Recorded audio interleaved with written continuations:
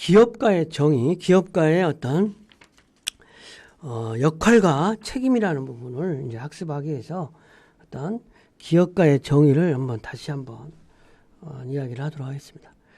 기업가의 책임과 기업가는 어떤 책임이 있는지 그리고 어떤 역할이 있는지 이거를 좀 우리가 학습하기 위해서 기업가라고 하는 것이 무엇인지 용어에 대한 다시 한번 우리가 좀 확실하게 재정립을 하고 어떤 그 책임과 역할을 좀 학습을 하도록 하겠습니다. 기업가라고 하는 거는 이제 어떻게 보면 기업을 만드는 사람이 기업가다. 그렇게도 말할 수 있지만 그런 부분에서 어떤 그거보다는 그냥 단순하게 만드는 사람보다 기업가는 어떤 사람들을 기업가라고 하는 건가. 그리고 기업가가 어떻게 정의돼야 되는지. 그러니까 바람직스러운 기업가는 어떤 것인가. 그리고 학자들별로 많이 정리가 되는지 이런 학자들의 기업가에 대한 학자들의 견해를 통해서 기업가가 어떻게 이제 그 정의되는지. 물론 이제 사실 정주영 회장님 같은 경우에 어떤 시골에서 소를 판매한 돈, 시골에서 옛날 농부의 아들로서 시골에서 소 판 돈을 훔쳤다 그거를 가지고 서울로 올라와서 쌀가게부터 시작해서 큰 돈을 벌었잖아요. 그리고 나서 그 젊은 청년이 어찌됐든 현대그룹이라는 걸 만들었는데 그러다 보니까 어찌됐든 그게 그런 부분이 있을 수 있잖아요. 그 시골에서 통천이라고 하는 강원도 통천에서 집을 나올 때 현대그룹이라고 하는 그런 원대한 꿈을 원대한 비전을 가졌는지 그 부분은 좀 다른 얘기일 수 있어요. 회사가 돈을 많이 벌고 큰 글로벌 기업으로 되다 보니까 이제 막 회사의 경영 철학이라든지 막 이런 것들이 이제 사후에 생길 수도 있는 거죠. 비전이라든지. 어찌됐든 그런 기업가, 큰 우리나라에는 기업가라고 그러면은 정주영 회장님, 이병철 회장, 그 다음에 김무중 회장님. 이 세 분이 초창기 대표적인 기업가라고 할 수 있는 거죠. 다 이제 돌아가셨네요. 창업 1세대들이 다 돌아가는데 이분들이 지금 그 당시 네이버, 카카오 창업자와 똑같은 역할을 했던 거죠. 지금이 우리 학생들이 회사 어디 취직하고 싶나 그러면 네이버, 카카오 취직하고 싶다고 그러잖아요. 근데 한 70년대, 80년대는 어디 취직하고 싶냐 그러면 삼성, 현대, 대우 취직하고 싶다 이런 얘기를 했었던 거예요. 그런 부분이 이제 기업가, 그런 부분들에 대한 부분을 정리해 봤을 때 기업가가 어떤 거냐 이런 것하고 또 밀접한 관련이 있는 거예요.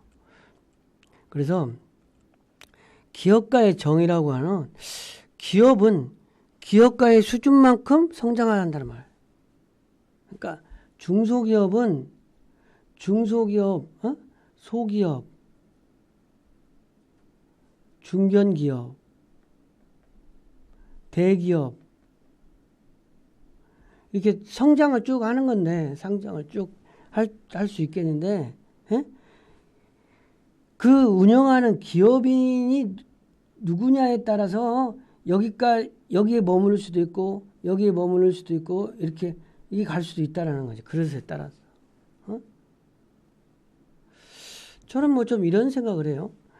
우리 학생들이 부모님의 가업을 전수하는 거 되게 괜찮다고 생각해요. 아니, 중소기업을 운영하는 부모님 거를 이어받아서 중견기업, 대기업을 만들지. 어쨌든. 근데 이제 이런 기업가의 정신, 기업가의 어떤 정신이 무엇인가 이런 것들을 훈련받아서 가업을 승계한다든지 그래야 되겠지. 부모님들은 어떤 교육을 받지 않았으니까.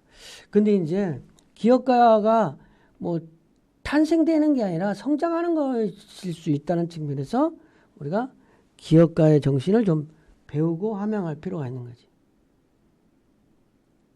어찌됐든 이렇게 소기업, 중견, 중소, 중견, 대기업으로 성장하는 때에 거기에 있는 종업원의 역할 이게 무시할 수는 없겠지. 그렇지만 그 부분보다는 기업가의 경영자, 기업 오너가 어떠한 생각을 가지고 어떻게 기업을 운영하냐에 따라서 이렇게 갈 수 있는, 물론 이제 환경에 의해서 어떤 그 사업 환경에 의해서 변할 수도 있겠지만 어떤 섬유업을 하고 있는데 섬유업이 쇠락한다든지 IT를 시작했는데 IT 붐이 분다든지 어떤 업종을 선정했느냐에 따라서 많은 영향이 있겠지만 그런 점이 있다라는 거죠. 그래서 기업가의 정의는 기업가의 국가 사회적 어떤 의의를 좀 보면 국가나 사회적으로 보면 기업가의 열정, 창의성에 의해 신제품이나 새로운 형태 서비스가 출현된다. 그러니까 열정, 창의 이런 거에 의해서 출현하는 거야. 그래가지고 환경에 의해서 정치, 사회, 경제적 활력을 하게 그 사회에. 그래서 기업가는 국가나 사회 발전의 동인이라고 할 수 있어요. 어찌든 이런 사람들의 역할이 기업가의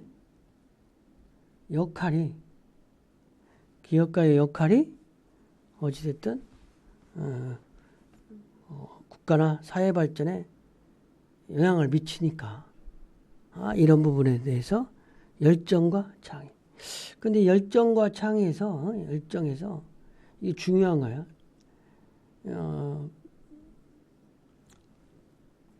열정에서 어떤 취직을 해가지고 그 기업에서 열정을 바치잖아요. 그러면 그 기업을 크게 할 수 있는 거야. 근데 이게 자기 게 아니잖아. 그죠? 그런 점에 한계가 있는 거야.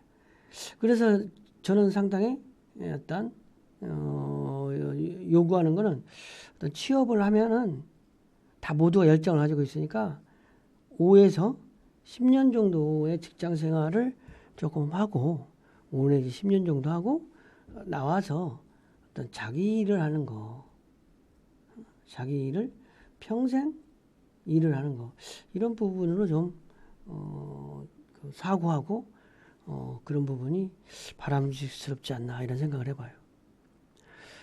어쨌든 기업가라고 하는 정의는 앙트르프르너라고 불린다.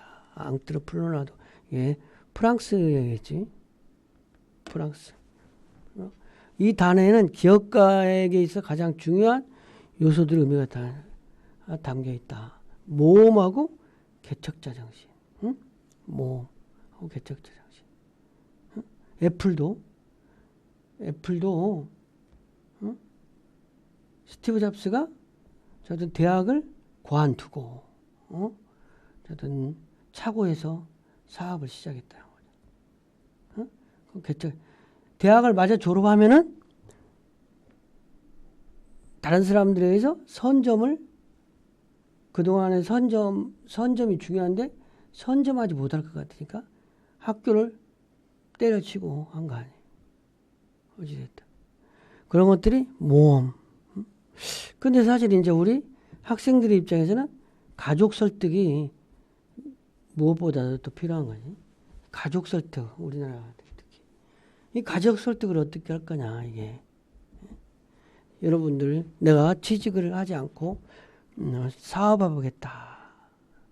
그랬을 때 많은 부모님들이 반대할 거라는 거지. 그거를 어떻게 극복하고 설득해서 모험과 개척 정신으로 기업을 일구느냐. 이게 이제 기업가 정신으로 가는 건데 사실은 모험과 개척 정신을 가지고 일정 부분 회사에서 일을 하다가 종잣돈이 시드머니가 되면은 그때 퇴사를 하는 거죠. 시드머니가 중요해요. 시드머니도 없는데 뭐 사업을 한다 이건 문제가 있으니까 시드머니를 가지고 있을 때 사업을 하면 되는 거죠. 그죠? 다양한 학자들이 그러면 어떻게 기업가를 정했나? 다양한 학자들의 기업가 정신. 다양한 학자들은 어떻게 말하나? 기업가란 변화를 탐지하고 변화에 대응하며 변화를 기회로 이용하는 자다. 피터 드러커. 슌페터는 이제 창조적 혁신이 어떤 을 뭐 주로 이야기한 부분인데 이 부분은 기업가는 신제품의 발명 또는 개발, 새로운 생산법의 도입이나 신기술의 개발, 신시장을 개척한다든지, 신원료 부품 새로운 공급자, 차트. 바나나를 판다고 그러면 두 사람한테 봐도 어떤 사람은 바나나를 파는데 어떤 사람은 원숭이를 데리고 다니면서 또 바나나를 판다. 그럼 좀 다른 거예요. 원숭이를 데리고 바나나를 팔러 다니면 또 어린 학생들이나 이런 사람이 호기심에 막 사람들이 모여서 바나나를 사달라고. 이게 총각내 야채가게 이영석 사장님의 어떤 이 얘기예요. 그 양반이 총각내 야채가게 하기 전에 이제 어떤 바나나를 팔 때 그렇게 팔았다는 거예요. 베스퍼라는 사람은 기업가란 다른 사람이 발견하지 못한 기회를 차단하는 인간이다. 논브르스키는 새로운 벤처에 대한 아이디어만으로 시작하여 아이디어를 스스로 성장시키며 지속적으로 발전하는 기업으로 변모시키는 사람. 지속적 열정이겠지. 변신 열정 그런 부분이다. 정리하면 기업가란 일정한 수익을 기대하면서 위험을 무릅쓰고 사업을 일으키고 추진해가는 사람으로 기업가 정신을 발휘하여 기업을 창업, 운영하는 혁신, 성구, 모험자로서 개척자 정신을 수행하는 개인을 말한다. 이렇게 이해할 수 있겠습니다. 학습 정리를 하면 어떤 기업가라고 하는 것은 가장 중요한 요소 모험과 개척 정신이다. 모험하고 개척 정신. 이번 시간 강의를 마치겠습니다.